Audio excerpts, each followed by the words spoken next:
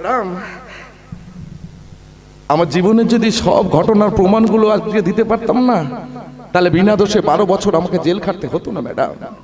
আমার সৎ মা ছোটবেলা থেকে আমার উপর যে কি অত্যাচার করেছে তার যদি একটা করে প্রমাণ দিতে পারতাম, তাহলে জজ সাহেবের আসনে বসে সেদিন আমার বাবা আমার 12 বছরের সাজা ঘোষণা করতো না ম্যাডাম।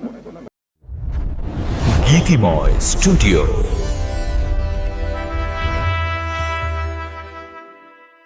এই মায়াচরের প্রত্যেকটা গরিব মানুষের আমি যে কি উপকার করেছিলাম তার যদি একটা করে প্রমাণ দিতে পারতাম, তাহলে আজ আপনাদের পুলিশের লাঠির ঘা খেয়ে আমার এই সারা শরীর এমন চাপ রক্ত জমাট বেঁধে যেত না ম্যাডাম।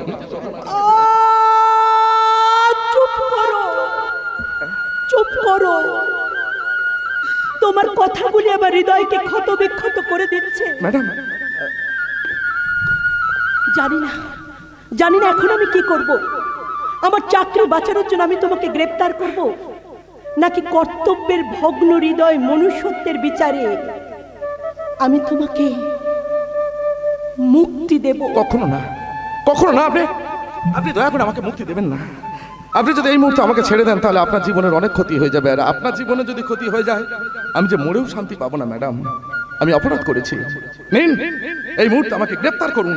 না না না, তোমার মতো সৎ চরিত্রবান পরোপকারী মানুষকে আমি কেমন করে গ্রেফতার করব বলো? আমি তোমার সঙ্গে অনেক অন্যায় করে ফেলেছি ম্যাডাম। পারলে তুমি আমায় ক্ষমা করে দিও। কি বলছেন আপনি? আর ক্ষমা করে তুমি এখান থেকে চলে যাও। ম্যাডাম, আপনি আমাকে যাওয়ার আগে আরেকটা কথা বলি, পারলে আজকের দিনের জন্য তুমি আমায় ক্ষমা করে দিও চাঁদ। ক্ষমা করার মতো যোগ্যতা যে আমার নেই ম্যাডাম, তবে আজ আপনার চাঁদ যাবার সময় আপনাকে অনুরোধ করে যাচ্ছে, দয়া করে আজকের পর থেকে আপনি একটু সাবধানে চলাফেরা করবেন। পুষ্পা তুমি কি? আমি যে একটা বটবৃক্ষ, চৈত্রে রৌদ্রে শত শত মানুষ বটবৃক্ষের তলায় আশ্রয় নেয়, আবার যখন রোদটা কমে গিয়ে বিকেল গড়িয়ে আসে তখন সেই মানুষগুলো বাড়ি যাওয়ার সময় এই বট গাছে শাখা পোশাকাগুলো ভেঙে নিয়ে গিয়ে বাড়িতে গরু কিংবা ছাগলকে খাওয়ায়। আমিও ঠিক ওই বট গাছের মতো এই মায়াচরের প্রত্যেকটা মানুষের যে কি উপকার করেছি, বিনিময়ে কি পেয়েছি জানেন? বিনিময়ে পেয়েছি ঘৃণা, অবজ্ঞা, লাঞ্ছনার, খুনি আসামির তকমা। একটা কথা বলবো, তুমি আমার কথা রাখবে? বলুন। তুমি এরকম মায়াচর গ্রামের মানুষের যেমন উপকার করেছো, তেমনি আমার একটা উপকার করতে পারবে? যদি সামর্থ্য থেকে নিশ্চয়ই করব। আজকের ঘটনার জন্য পারলে তুমি আমায়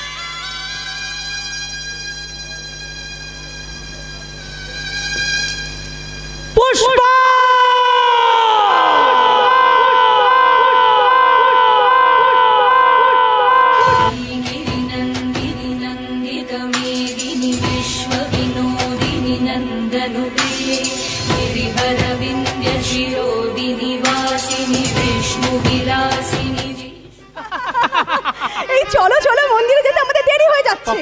এই জানো আজ আমার ভীষণ আনন্দের দিন। কেন? কারণ আমার দাদা ফিরে এসেছে। তাই নাকি? আর যারা আমার দাদার নামে কমপ্লেন করেছিল, পাবলিকের চাপে তারা সবাই কমপ্লেনটা তুলে নিয়েছে। তাই নতুন দারোগা ম্যাডাম দাদাকে ছেড়ে দিয়েছে। ও আচ্ছা তাই। এই চলো আজকে গিয়ে আমরা মন্দিরে আমাদের বিয়েটা সেরে ফেলি। না মানে আমি বলছিলাম কি পাপড়ি, আমাদের কি এত তাড়াতাড়ি বিয়েটা করা ঠিক হবে বলো? কে বলেছে ঠিক হবে না? আমি যে আমার মন প্রাণ জীবন যৌবন তোমাকেই সঁপে দিয়েছি, তুমি আমাকে ফিরিয়ে দিও না। কিন্তু ফিরিয়ে দেওয়া ছাড়া আমার যে আর অন্য কোনো উপায় নেই। আমরা গরিব, তুমি আমার সাথে পথ চলতে পারবে না। কে বলেছে পারবো না? কে বলেছে পারবো না? এমনি করে তোমার দুটো হাত ধরে আমি আমার সারাটা জীবন কাটিয়ে দেব। তুমি আমাকে গ্রহণ করো, আমি তোমাকে ছাড়া বাঁচবো না। পাপড়ি, উড়ু উড়ু প্রাণ করে দুরু দুরু তোর কারণে। এই ছাড়ো না। উড়ু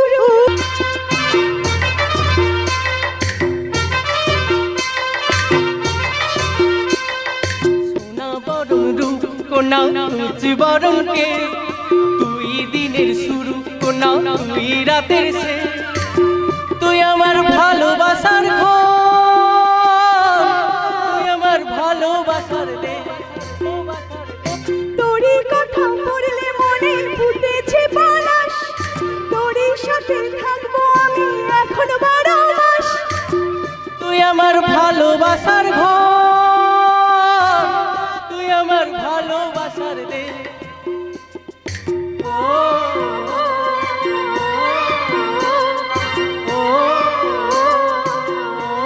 আরাম যাবে সব বড়াসে সংসারে কাজকর্ম ফেলে রেখে জেলে পাড়া ছোঁয়ার সঙ্গে ঢলাঢলি করছিস।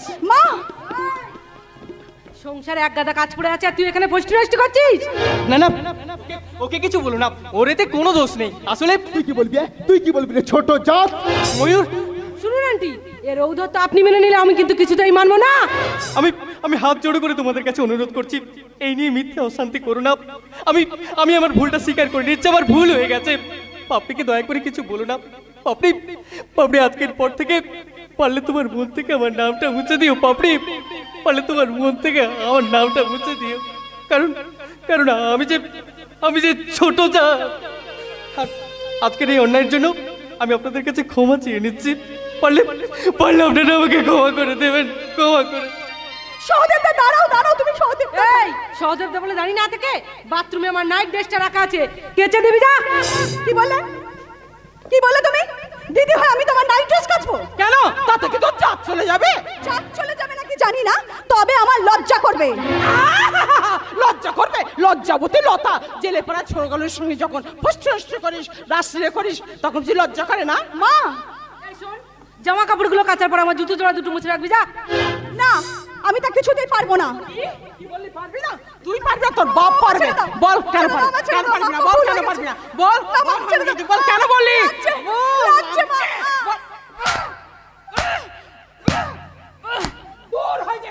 ভজুরিদা দাও তো ডাক।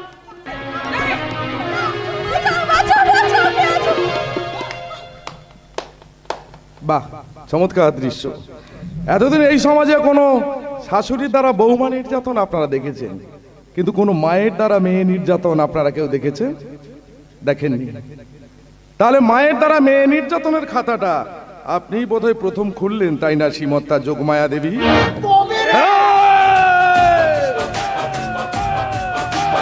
কুকুরের বাচ্চা! একটা অসহায় মেয়েকে একা পেয়ে তার উপর নির্যাতন করতে তোদের লজ্জা করে না? সাবধান! এই দৃশ্যটা দেখার জন্য কিন্তু দর্শক এতক্ষণ বসে আছে। এখন যদি তোদের ছেড়ে দিই তাহলে দর্শক কিন্তু সবাই উঠে পালাবে। আর এতক্ষণ যারা হাতে তালি দিচ্ছিল না, তোদের হাতটা যদি মোচড় দিই না, সবাই হাতে তালি দেবে। দেখবি কেমন দেয়? সবাই মিলে হাতে তালি দেবে। দেখ দেখ দেখ।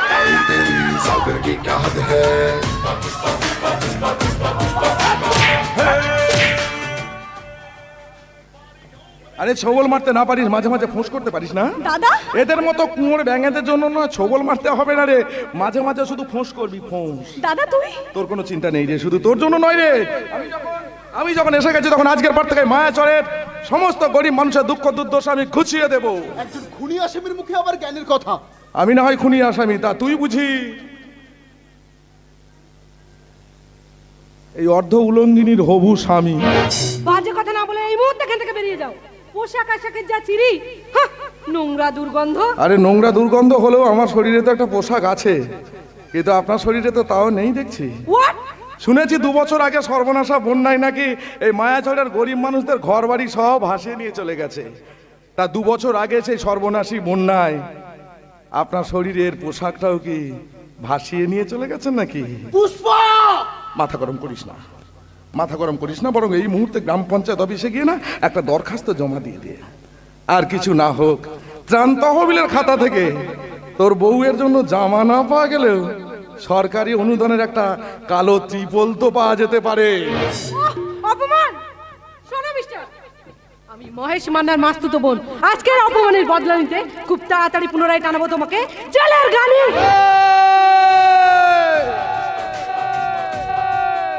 এই ইডিয়েট, তুই পেখমকে অপমান করলি। তোর গায়ে লাগছে বুঝি? শুধু গায়ে লাগছে না, যেভাবে বেগমকে অপমান করলি তাতে আমার লজ্জা হচ্ছে, লজ্জা। হ্যাঁ ওমা, তোমার তাহলে লজ্জা আছে দেখছি। কি এত বড় সাহস, যোগমায়া দেবীকে অপমান! চুপ কর মেছো বিড়াল, তুই তো শালা একটা মেছো বিড়াল রে। মেছো বিড়ালের স্বভাব কি জানিস? যে মনি বিড়াল পোষবে আর সুযোগ পেলে সেই মনি বেরি মাছ ভাজা চুরি করে নিয়ে ছুটবে।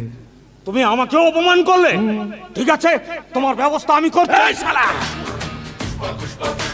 এই শালা কুকুরের বাচ্চা, কি করবি রে মহেশ মান্নার পাচারা কোথা?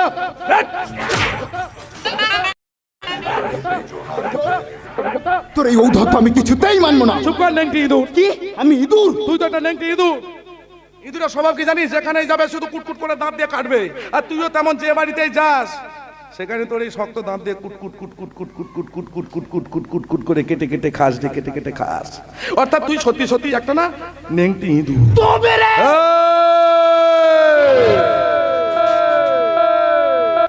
আমার সামনে দাঁড়িয়ে গলাটা নামিয়ে কথা বলবি।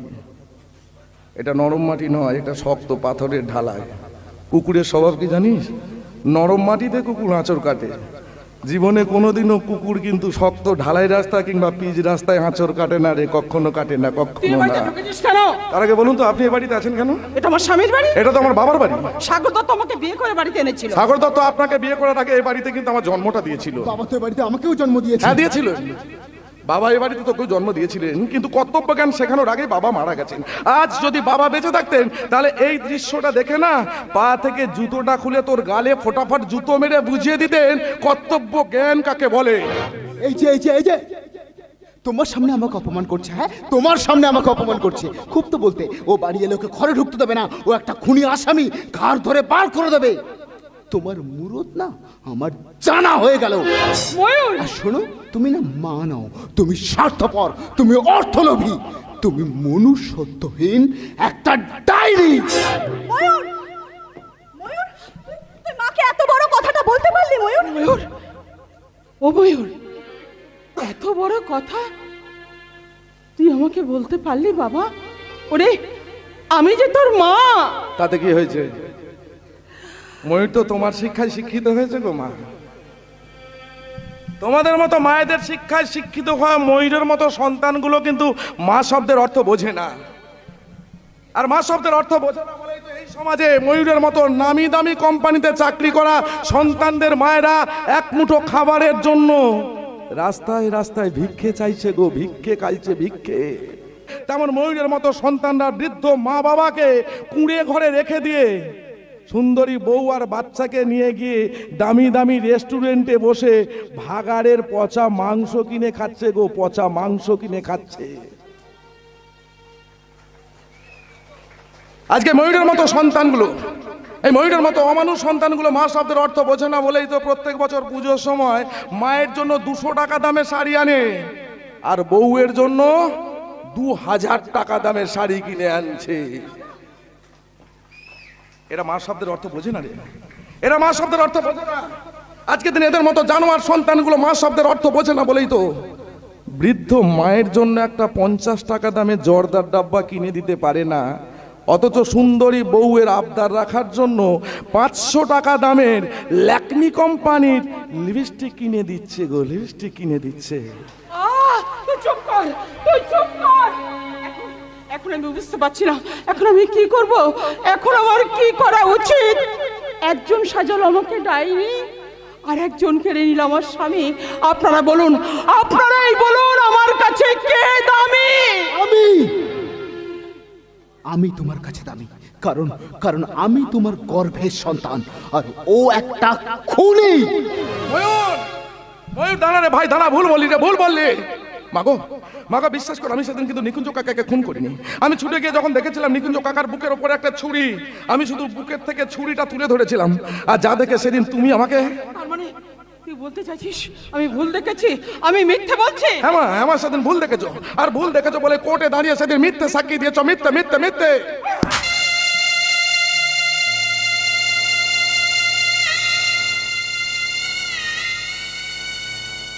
তুই আজও আমার গালে চড় মারলে মা।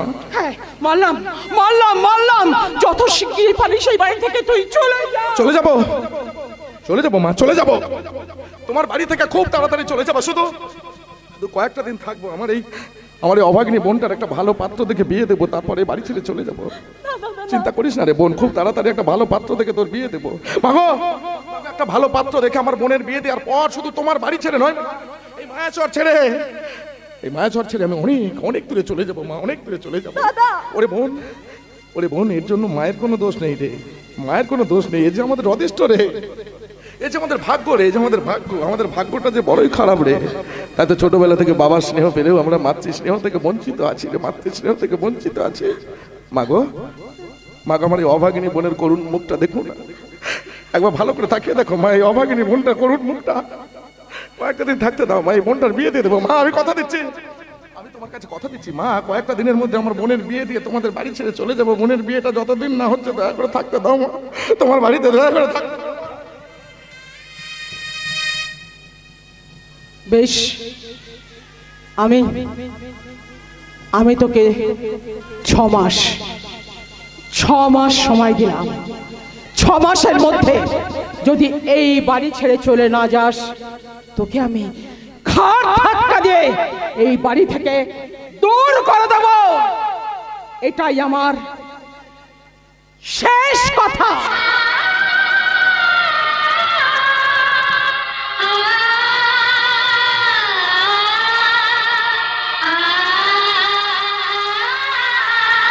দাদা, এই দাদা, এই সব হয়েছে জানিস আমার জন্য। কে বলেছে? ভগবান যদি আমাকে কেন এই, বাঁচালো? এই এই এত বড় কথা আমার সামনে দাঁড়িয়ে বলছিস? হ্যাঁ, আমি না তোর দাদা, তোর দাদা বেঁচে আছে, দাদা বেঁচে আছে, এত বড় কথা জীবনে কোনোদিন বলবি না। আমি কথা দিচ্ছি রে বোন, আমি তোকে কথা দিচ্ছি, খুব তাড়াতাড়ি না, খুব তাড়াতাড়ি একটা ভালো পাত্র দেখে তোর বিয়ে দিয়ে দেবো। কিন্তু দাদা, বিয়ে দিতে গেলে তো অনেক গয়না লাগবে। এই তাতে কি হয়েছে? হ্যাঁ, গয়না লাগলে কি হয়েছে? যত গয়না লাগে আমি সব দিয়ে দেবো। এখন বলতো তোর কি কি গয়না লাগবে? আমার লাগবে একটা নেকলেস, একটা নেকলেস, কানে দুল, কানে দুল, আর 2 হাতে চুড়ি। আর 2 হাতে চুড়ি। দাদা, দিবি তো আমাকে এই সব? হ্যাঁ, নিশ্চয়ই দেবো, কেন দেবো না? আমি তো দাদা ছিল, সব দেবো। কানে দুল দেবো, চুড়ি দেবো, নেকলেস দেবো, অনেক কিছু। দাদা, এই দাদা, আরে কি ভাবছিস তুই? কি ভাবছি বলতো? কি ভাবছিস বল আমাকে। আচ্ছা কি ভাবছি বল? কি ভাবছিস? ও বলেছে, কি ভাবছি জানিস? আমি ভাবছি একটা ভালো পাত্র দেখে তোর তো বিয়ে দেবো, কিন্তু সেই ভালো পাত্রটা এত তাড়াতাড়ি পাবো কোথায় বলতে পারিস? পাত্র আমার দেখা আছে। হ্যাঁ, তাই নাকি রে? এই এই এই, এদিকে তাকা, এদিকে তাকা, তাহলে বলতো সেই সৌভাগ্যবান পাত্রটা কে শুনি? আসতে পারি? কে? আরে দারোগা ম্যাডাম, আসুন আসুন আসুন আসুন, আসুন। এই আপনি তুই একটু ভেতরে যা, ম্যাডামের সঙ্গে কিছু কথা বলে না, এক্ষুনি আসছে। হ্যাঁ ঠিক আছে দাদা, আমি ভেতরে গেলাম, তুই তাড়াতাড়ি আসিস কিন্তু। এই শোন, কুমড়ি আর বেগুনি ভেজে রাখিস। হ্যাঁ ম্যাডাম, হঠাৎ করে আপনি আমার কাছে? পার্সোনালি আপনার জীবনের কিছু ঘটনা জানার জন্য আজ আমি আপনার কাছে এসেছি। তার জন্য আপনি এলেন কেন? আমাকে তো ডেকে পাঠাতে পারতেন, আমি না নিজেই আপনার কাছে থানায় গিয়ে দেখা করে নিতাম। আইনগত কিছু সমস্যার জন্য গোপনে আমি আসতে বাধ্য হয়েছি, কিন্তু একটু আগে বাইরে থেকে শুনলাম যে 12 বছর আগে খুন করার দায়ে যে আপনি জেল খেটেছেন, আসলে সেই খুনটা আপনি করেননি? না ম্যাডাম, না, যে খুনের জন্য 12 বছর আমার সাজা ঘোষণা হয়েছিল, আসলে সেই খুনটা কিন্তু আমি করিনি। তাহলে কেন এতদিন জেলের ঘানি টানলেন? কি করব বলুন? মা সাক্ষী, বাবা জজ, কি করে প্রমাণ করব আমি নির্দোষ? বিনা দোষী আপনি 12 বছর জেল না খাটলেন? না ম্যাডাম, না, 12 বছরে আমার সাজা ঘোষণা হলেও আসলে 12 বছর কিন্তু আমি জেল খাটিনি। 11 বছরের মাথায় আমি জেল থেকে ছাড়া পেয়ে গেছিলাম। যাক, সেসব কথা বাদ দিন, এখন বলুন। না না না না, কোনো কথা আমি বাদ দেব না। আমাকে জানতে হবে ওই খুনটা কে করেছিল। ওই খুনিকে ধরতে পারলেই জানতে পারবো বীরেশ্বর বাবুর মৃত্যুর রহস্য। কি বলছেন আপনি?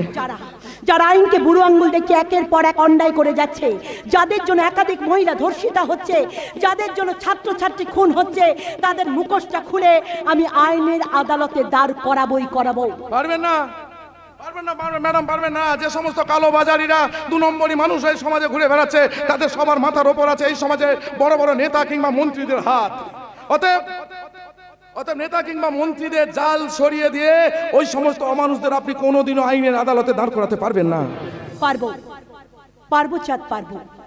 নেতাই কাণ্ড, কঙ্কাল কাণ্ড থেকে শুরু করে তাপসী মালিকের মৃত্যু, ম্যাডাম, স্বাস্থ্য দপ্তর থেকে শুরু করে শিক্ষা দপ্তরে কোটি কোটি টাকা আত্মসাৎ, এই সমস্ত ঘটনা ঘটার পরেও যে নেতারা জামা বদল করে খুব তাড়াতাড়ি বাম কিংবা রাম বা কখনো জগন্নাথ দেবের ভক্ত হয়ে নিজেদের পিঠ বাঁচানোর চেষ্টা করছে, খুব তাড়াতাড়ি সেই জামা বদলকারী ভণ্ড নেতাদের মুখোশ খুলে মায়াচর গ্রামে অমাবস্যার অন্ধকার দূর করে চাঁদের আলো আমি জ্বালাবোই জ্বালাবো।